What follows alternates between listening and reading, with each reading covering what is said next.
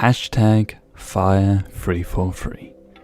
For the past week, ever since 343 released its dev update for the future of Halo Infinite, this hashtag has been making the rounds within the Halo community that has been dividing people on whether or not this type of statement should be passed around the community.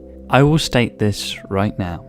I do not like 343. They have bright spots and clearly have talented people in the studio, but for the most part, 343 in my eyes is up there with some of the likes of Ubisoft, Blizzard, Bethesda and many others as being one of the most tone-deaf, incompetent studios around within the industry, creating false expectations for their player base only to then backpedal on a lot of the promises they have made whilst working on the Halo brand. 343 has been handling Halo for 10 years now, and within that time they have released 5 games, all of which have had middling reviews and overall reactions.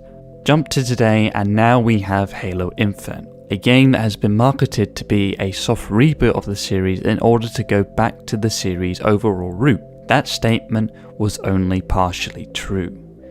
At its core, Halo Infinite's gameplay is probably the best since Halo Reach.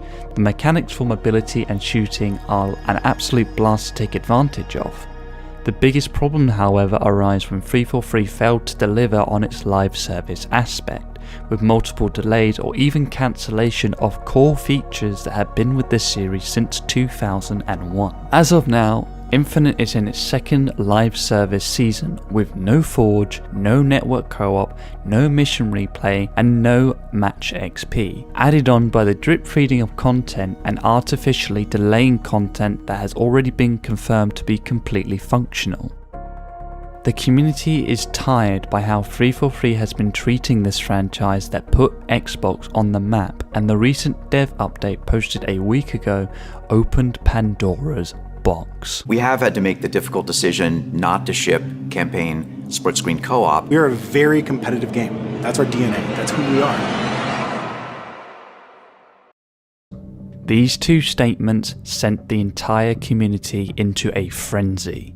Split screen co-op was a feature that was promised by 343 many times and even confirmed to be playable at some point. When we didn't put split screen in with Halo 5, I think it's incredibly painful for the community and for us. You know, I think it erodes trust with the community, as the community is part of our world building.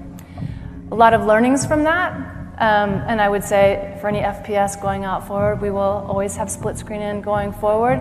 Split screen has also been found to be completely playable due to the fact that fans have managed to glitch into the game to make split screen work with barely any issues prevalent, making fans only question 343's capabilities even more. Let's shift our focus to the main topic of the video.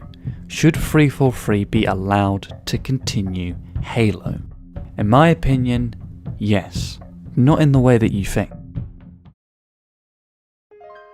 Whilst it is true that 343 has failed to deliver on its promises with the multiplayer and releasing the multiplayer in a disastrous state, the campaign is the game's bright spot, and this is where I believe that 343, with better management, should be reallocated to campaign development only. As for the multiplayer, well, this is where Certain Affinity comes in. For those who don't know, Certain Affinity are a studio made up of ex-Bungie employees, including that of Max Hoberman, who was one of the designers of Halo 2 and Halo 3's multiplayer, who is currently the CEO of the studio. The studio also created map packs for each Halo game since Halo 2. To no surprise, of course, those at Certain Affinity and its CEO have a clear understanding of Halo's design philosophy, and this is why they should be in charge of Halo's multiplayer component instead of 343, because they are more suited for the task because of its history with the franchise. 343 does have talented devs at the company.